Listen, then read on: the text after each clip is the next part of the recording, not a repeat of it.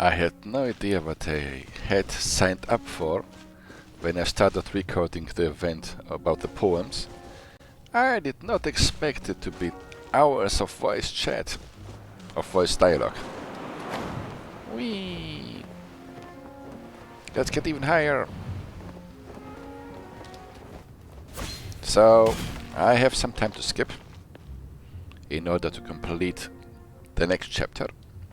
I can't stop now. I have to finish what I started.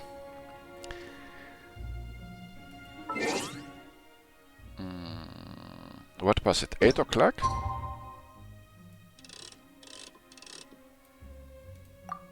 I hope so.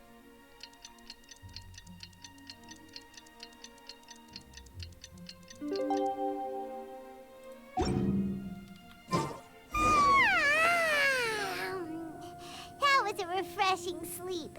Let's go to the venue. Paimon's really looking forward to hearing everyone's poems.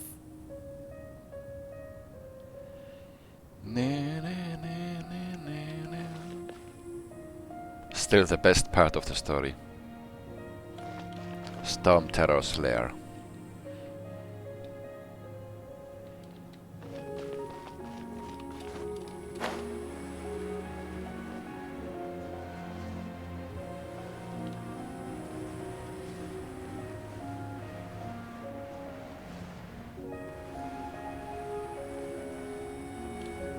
Callirhoe.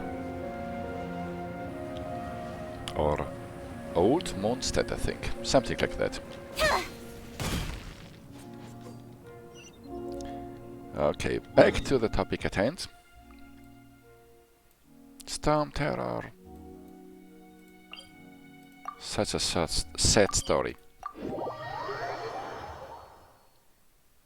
I find it fitting because I get the feeling that the next part is going to be sad about the Spring Fairy and her hopeful reunion with the old man.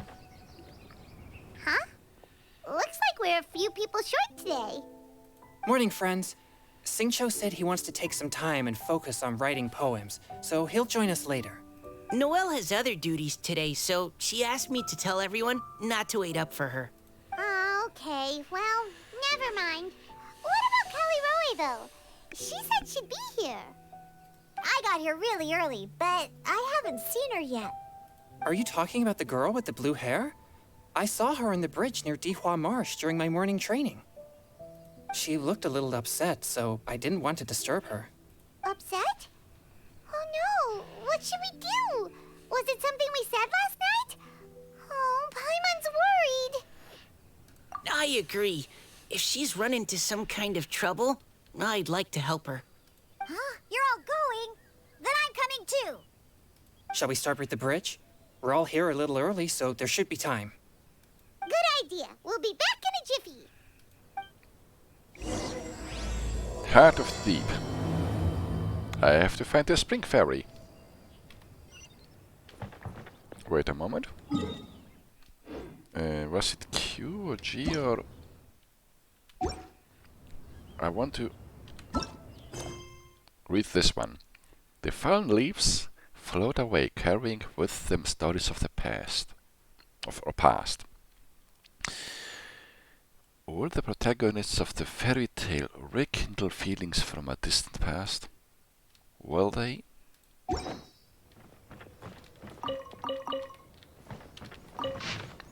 Oh, that's just a poem. Once plentiful, it roamed meadows far and near. Above silk flowers did waters hold dear. In pots one may now find its gossamer grace, fragrant, half-furred, hiding heartache's trace. Guess the plant. Have I even read this one before?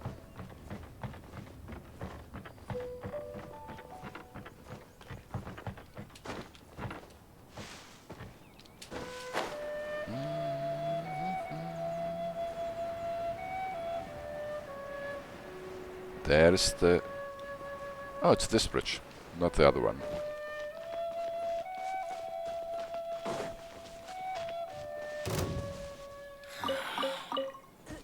hope my wife gets well soon. I'll be fine.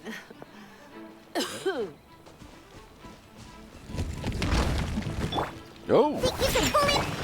where Allow did me. you come from? Come down! Don't blink. Huh? He's just frozen stiff in the middle of the air. How can he do this to me? How am I supposed to hit targets that are just frozen in the air? And it is the wrong bridge. Man, I'm terrible with directions.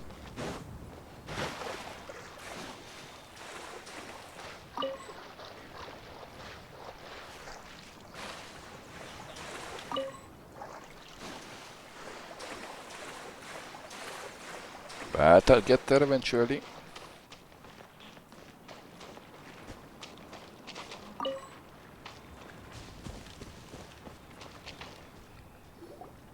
Oh, so this is the place? We ran into her here yesterday, too. She looked like something was weighing on her mind then as well. It's also not far from where we were dropping those leaves. Huh. Leaves? Oh, right. We were so busy matching couplets we forgot to mention. You tell everyone about your inspirational walk yesterday. Interesting. I wonder, could Miss Callirhoe have been the one who wrote that poem on the leaf? No way! Hmm? What makes you say that? Oh, sorry. Nothing. Well, nothing concrete. Just a hunch, I guess. It's no concrete wall. It's just, that poem on the leaf kinda gave me the same feeling as when I saw her yesterday. So much sadness. Now that you mention it, this is upstream from where we found the poem. Huh? Hey, look! Over there! Another leaf! With another poem. Wow, you're right! And this one has writing on it too! After that leaf! Shouldn't we go upstream? Where's the leaf?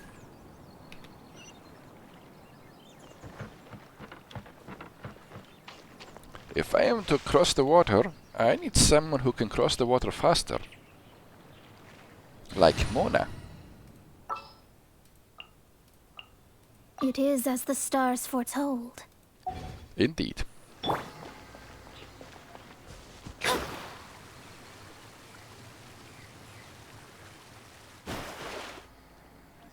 why does it have to float so quickly?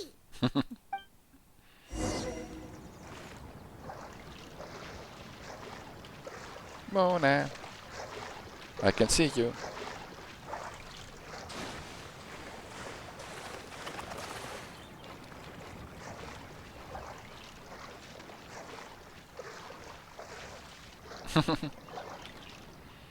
I was looking at the duck.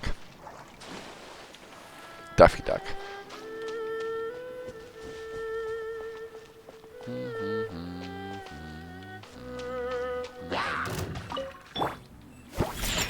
Shadows of fate! Propagate! Did you want something? Can't you just fly over and grab it? But Paimon can't swim. What if Paimon accidentally falls into the water?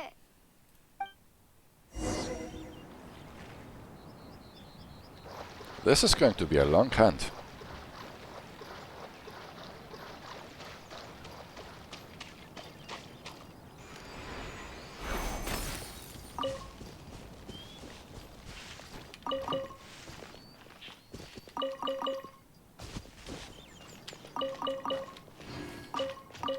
Wait, now I need more flowers.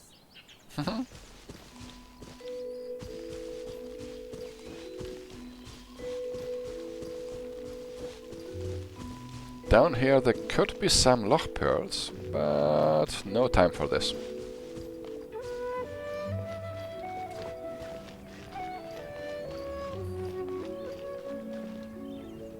It stopped! No! Meow!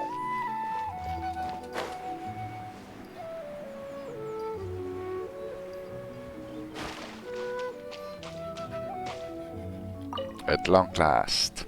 Whew. We finally got it. Are the words still legible, or have they been washed out? Looks like the ink's intact. Let Paimon take a look at what it says. The desire remains, but the time is past. The boy by the spring grows frail too fast. But when dreams flow to fruition, where streams join the sea, we'll journey on in endless reverie. Huh? This is related to the poem we wrote in reply yesterday. She must have picked up one of our leaves. So we established that it's a girl or a woman who wrote this. Spring. Young boy. It's looking a lot like Callirhoe was the one who wrote this. She seems to care a lot about that story, huh? Actually, when Paimon first saw her, Paimon was wondering, do you think... is it possible that she's, Fairy? Hey, listen. Based on the current and accounting for wind strength, everyone, please follow me.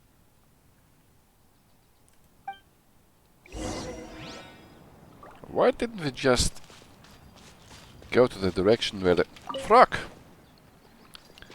where the leaf came from? Was it so vital to the plot that we read it?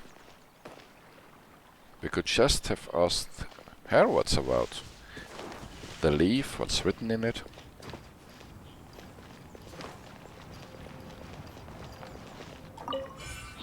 Money!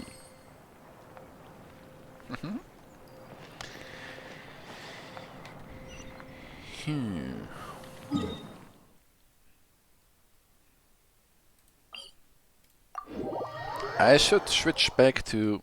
This should be far enough upstream. Let's split up and search the area. Kokomi. Callirhoe! Callirhoe!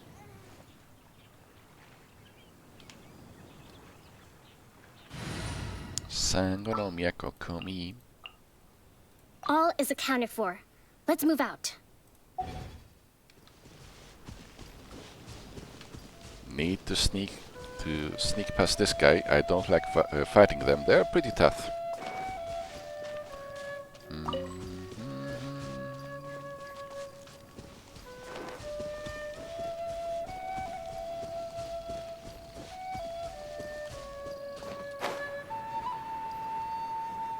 Callirhoe, wait for us. We will save you. She's surrounded by hilly churros! Let's go save her! Hold the line! Speed of light! Nowhere to hide!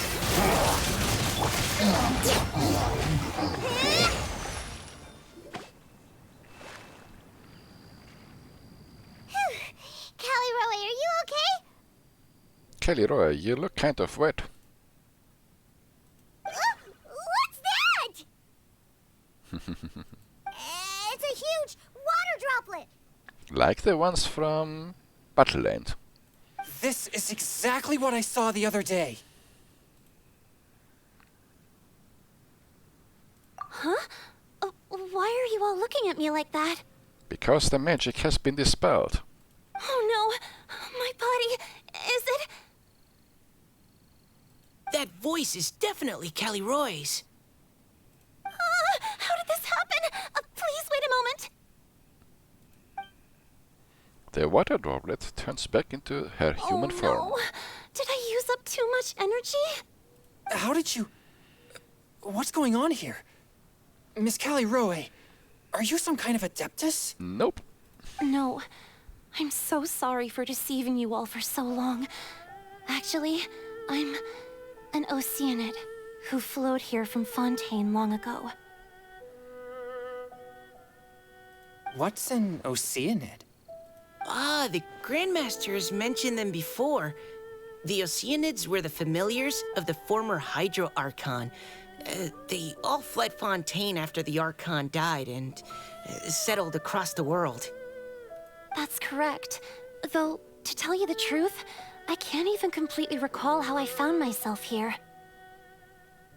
I have a vague impression of my ancestral home, but I can't recall clearly anything I saw on my journey. All I know is that by the time I arrived in Mondstadt, I had lost most of my power and couldn't even sustain a physical form. Eventually, I settled in a place called Springvale, where I slowly began to regain my power. No fairy. Springvale is a serene and beautiful place. The water that flows through there is clear and pure, just like the hearts of the people who dwell there. She and her father are from Springvale. So you're the Spring Fairy of Springvale? Yes, Diona, and I remember you too, you know. When you were little, you often came to the spring at night to speak with me. Really? You're not messing with me, are ya? I always thought that was just a local legend. An urban legend. Your favorite little pillow, the fish one, its name is Bubbles, is it not? Yep! All those childhood memories. So they weren't just a dream. The forest will remember, and also the lake. So, if this is true, then all those things written on the leaves? The moonlight flows like a silken honey. The boy by the spring grows old and frail. I see. So you were the ones who found my leaf. Well, you are correct. The Spring Fairy and Heart of Clear Springs is me. No wonder you were asking us so many questions about it. So, the boy from the story Is an old man. Is Finch. I always loved listening to people's dreams, and still do to this day. Whether they're beautiful, sad, or filled with emotions I couldn't understand at the time. One night, a little boy came to the spring. The tears that fell from his face were more fragile than a moonbeam, and purer than the morning dew. Must fight back the tears. I like humans, and wanted to understand them better. I also wanted to make sense of the feelings contained in his tears that were, then, a mystery to me. Yes, we often met under the stars, sharing our stories with one another. Sometimes, we'd stay up all night and see who would hear the first bird chirping from the boughs, or the first cicada of summer. There's something in the sky. Aw, that sounds lovely. It was. But one day, just like the book says, I saw an emotion in Finch's eyes that I couldn't reciprocate. I felt out of my depth, in uncharted waters. But I knew all too well that we Lockfolk face a very different fate from that of humans. Whatever was happening, I didn't want it to lead to Finch writing a chapter of his life that he would later come to regret. That was not your decision to make. So, I fled, and never appeared before him again. You decided what's the best for him. That's what I think. Oh, Callirhoe. My strength returns very slowly, and even after decades, I can only sustain a physical form for a very short time. I once hoped that Finch would be able to move on, and meet me when the stars in the night sky have all gone out. When will that be? But after seeing so many people's stories, and hearing about all their dreams, I have gradually come to understand Finch's heart. Yes, but do you also feel this way? This feeling of wanting to respond to his feelings is surging relentlessly in my chest, and I can no longer restrain it. But I'm also scared. Scared that if I go and see him now, I'll bring nothing but disappointment, and even more pain when it comes time to part. Oh. It really is a difficult choice. It's not. Please go see him. Huh? I know Grandpa Finch, and he's a really kind person. When I was struggling to learn how to draw maps, he was always encouraging me, telling me not to give up, always keep trying, and get out there and have some adventures. He often tells me stories about his past, but I've never once seen a look of regret or sadness in his face. Because there was always hope. And even though Grandpa Finch loves adventures, he still stands there by the spring every day, as if he's waiting for something. I believe that he's serious about his feelings for you, Miss Callirhoe. He's never stopped hoping that he'll see you again one day. So if you want to see him too, then what are you waiting for?